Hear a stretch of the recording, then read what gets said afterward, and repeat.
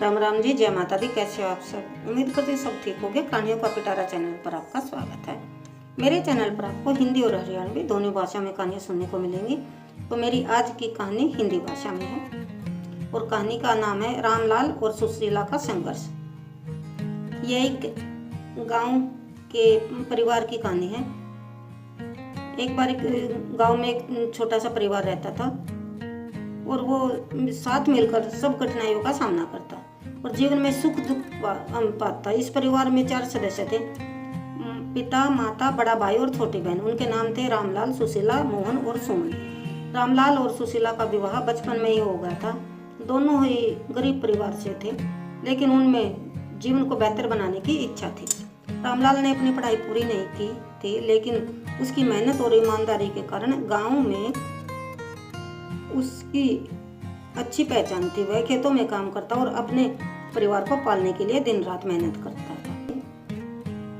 उसकी अच्छी पहचान थी। वह खेतों में काम करता और अपने परिवार को पालने के लिए दिन रात मेहनत करता था। सुशीला भी एक अच्छा घर संभालने वाली पत्नी थी। घर के कामकाज और बच्चों की देखभाल में वह दिन रात लगी रहती थी। वह दोनों कठिन परिस्थितियों में भी अपने परिवार को खुश रखने की कोशिश करते थे, लेकिन कभी कभी कठिनाइयाँ इतनी बढ़ जाती है कि वे दोनों तनाव महसूस करते। एक दिन रामलाल ने सुशीला से कहा, क्यों न हम अपने गांव से बाहर जाए और नए स्थान पर जीवन शुरू करें।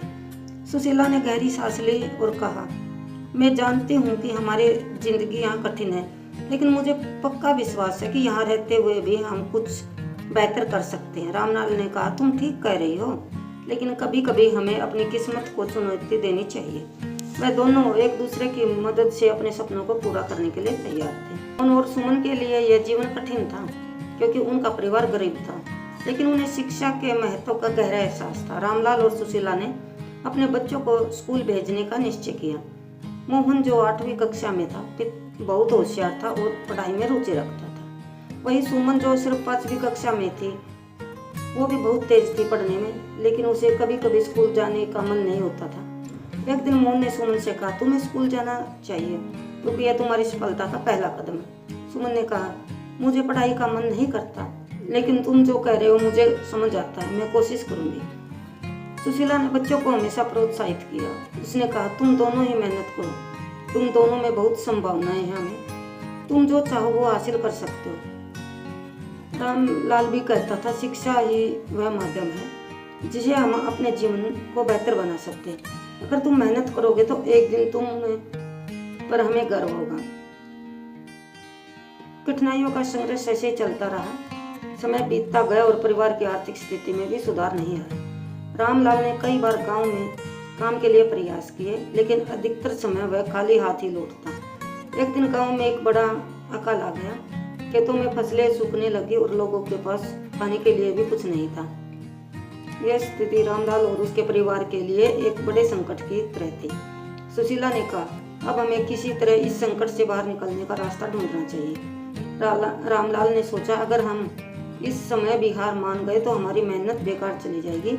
हमें अपने बच्चों के भविष्य के लिए कुछ करना होगा। इस बीच मोहन और सुमन भी घर के काम में हाथ बटाने लगे। मोहन ने कुछ खेतों में मजदूरी की और सुमन ने अपने छोटे हाथों से कपड़े सिलने शुरू किए। सुशीला ने भी गांव के पास एक छोटी सी दुकान खोल ली थी। वह राशन और सामान बेचती थी।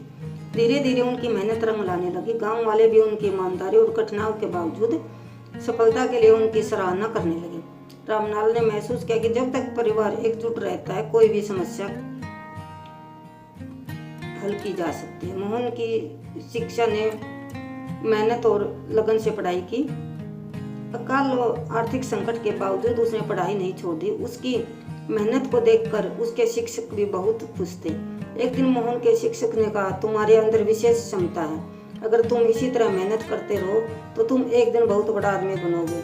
मोहन ने जवाब दिया, शुक्रिया गुरुजी, मैं पूरी तरह से अपने सपने साकार करने के लिए मेहनत करूँगा। धीरे धीरे मोहन ने अपनी पढ़ाई पूरी की और गाँव के स्कूल में टॉप किया। उसकी सफलता ने पूरे परिवार को गर्वित कर दिया। रामलाल और सुशीला ने खुशी से कहा, हमारा सपना सच होगा।